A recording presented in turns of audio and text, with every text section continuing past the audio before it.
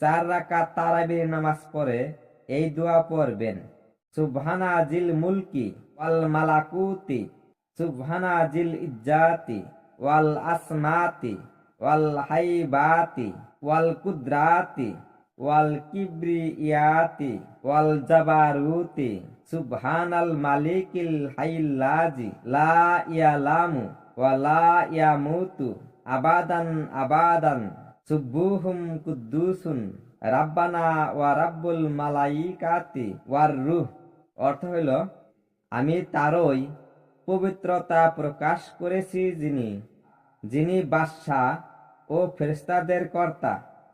আমি তারই পবিত্রতা ঘোষণা করেছি যিনি মান সম্মানের মালিক এবং মহিয়ান, ভয়দাতা, শক্তিশালী ও গৌরবান্বিত।